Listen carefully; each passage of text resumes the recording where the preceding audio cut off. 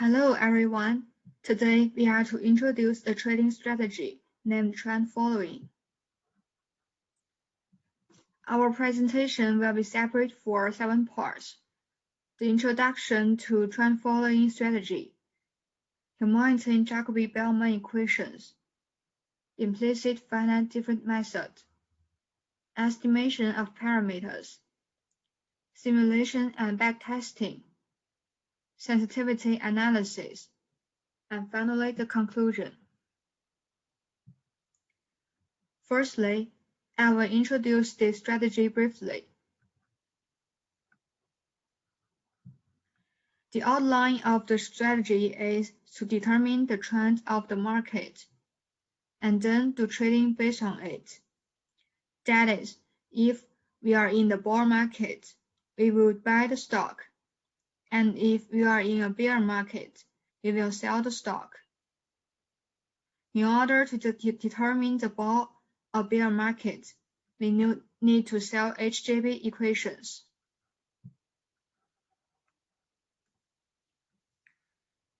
First, let's see the definition of two value functions, V0 and V1.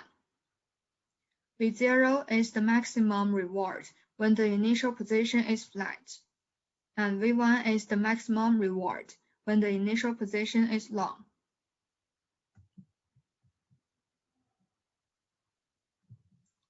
Next, we do the difference between V0 and V1 and denote it by J. The HJB equation becomes this one with following boundary and the terminal conditions. Next, we will try to solve the HJB equation using implicit finite difference method with upwind treatment and PSOR method. First, we truncate the domain of P and T, and then discretize the PD equation at each node. In order to do that, we need to define three partial differentiation. The first order differential of Z with respect to T and the second order differential of Z with respect to P can be defined normally. However, for the first order differential of Z with respect to P, the upwind treatment is needed. After replacing atoms by partial derivative terms and the job truncation error, the equation becomes the follows.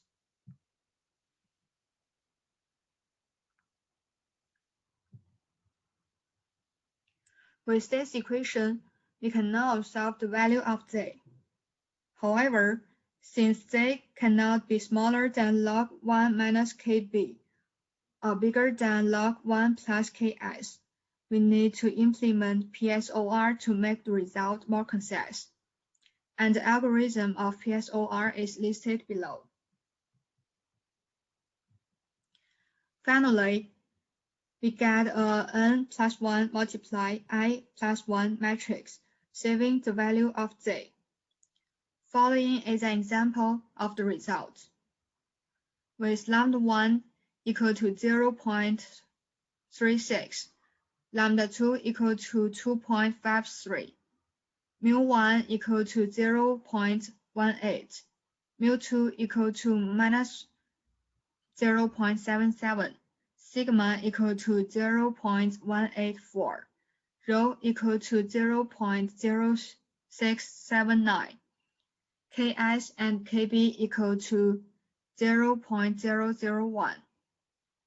We can see that when the maturity time is not close, the PSPB can be very flat. However, when the maturity time becomes closer, the PSPB will grow intensely, and what we need is the flat part.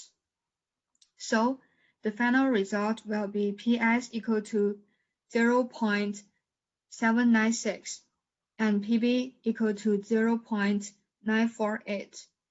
That means when the probability of bull market is smaller than 0.796. We need to sell the stock.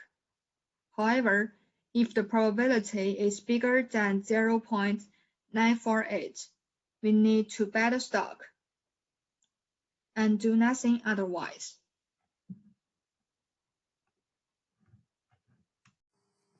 I'm going to introduce the estimation of parameters and backtesting. Firstly, the definition of bull and bear market is the bull market has the uptrend to be rally at least 30% and the bear market has the downtrend to decline at least 30%. Based on the definition, there are 8 bull market and 7 bear market in 2017 to 2020, and 5 bull market and 6 bear market in 2017 to 2018.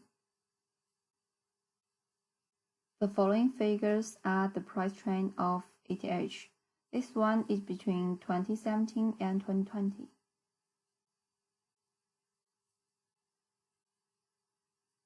We can see that from the green dot to the red dot is the uptrend, and from the red dot to the green dot is the downtrend.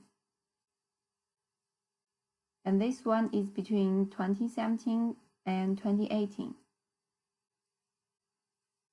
The definition of lambda is the switching intensity from bull to bear or from bear to bull. So it's the sum of the duration of bull market or bear market divided by the total number of the bull or bear market.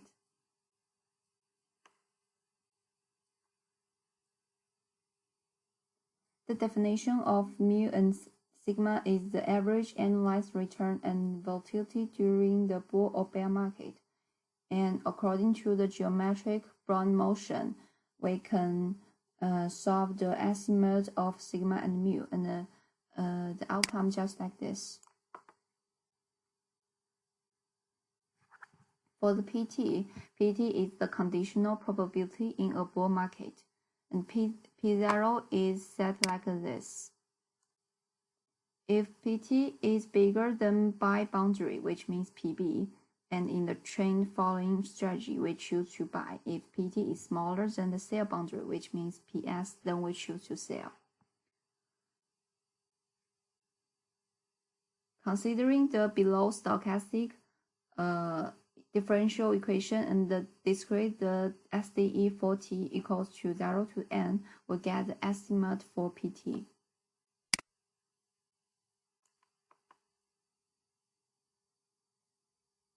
The following is the simulation and backtesting part.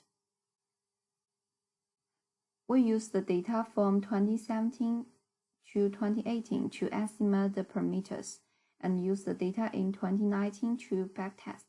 We assume the alpha and theta equals to 0.1% and the risk-free rate rho is 0.068.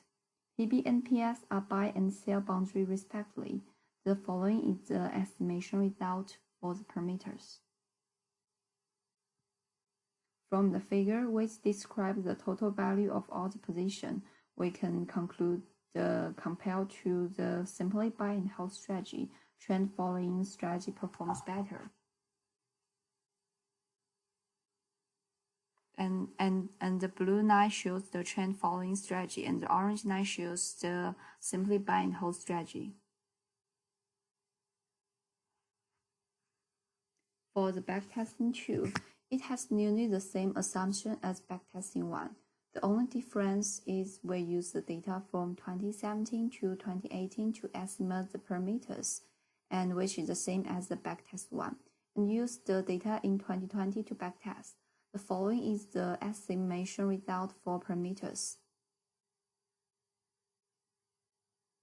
From the figure, we can conclude the trend following strategy performs better than simply buy and hold strategy.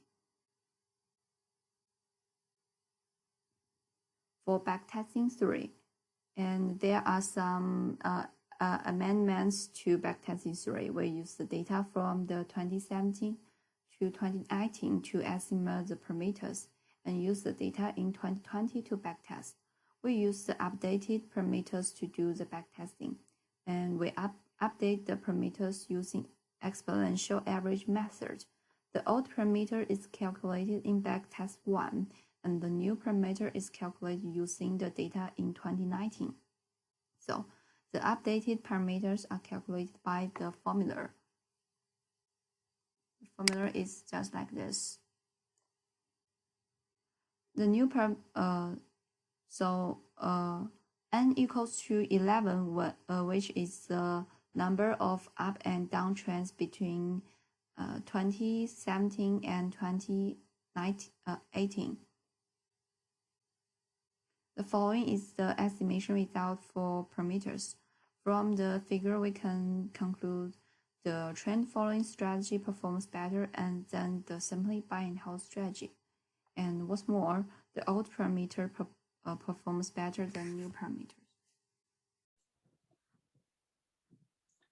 After the simulation and backtesting, we do the sensitivity analysis.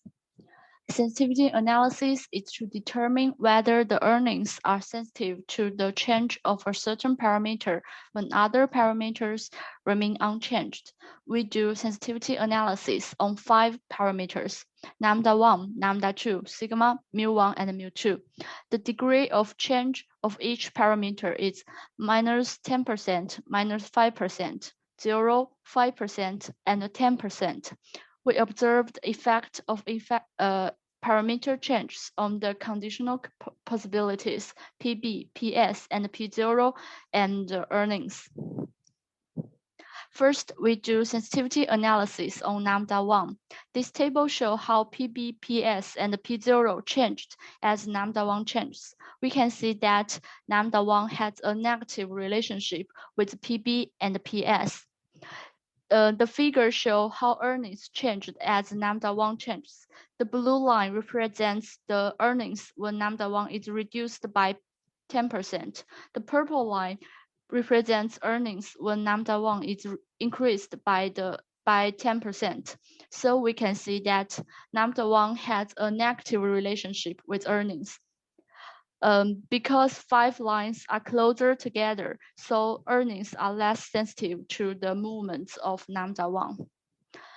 The same as the last slide, we can conclude from the table and the figure that lambda 2 has a positive relationship with PBPS and a positive relationship with earnings. Earnings are less sensitive to the movements of lambda 2. Sigma has a positive relationship with PBPS and has a negative relationship with earnings. Earnings are more sensitive to the movements of sigma. Mu1 has a negative relationship with PBPS and has a positive relationship with earnings. Earnings are less sensitive to the movements of Mu1. Mu2 has a positive relationship with PBPS and has a positive relationship with earnings. Earnings are more sensitive to the movements of Mu2. We can have a conclusion that parameters that are positively correlated with earnings are mu1, mu2, lambda r, negatively correlated with earnings, lambda 1 and sigma. Parameters that have that make earnings more sensitive are mu2, sigma. That make earnings less sensitive are mu1, lambda 1, and lambda 2. We can also get the conclusion from qualitative analysis. Mu stands for average annualized return during bull or bear market. If the gain is higher in the bull market or the loss is lower in the bear market, the earnings will be higher, which can explain these two parameters are positively correlated with earnings. Lambda can be shown as average of reciprocal of the duration during the bull or bear market. The longer the bull market lasts, the higher the earnings, which can explain lambda 1 is negatively correlated with earnings. The longer the bear market lasts, the lower the earnings, which can explain lambda 2 is positively correlated with earnings.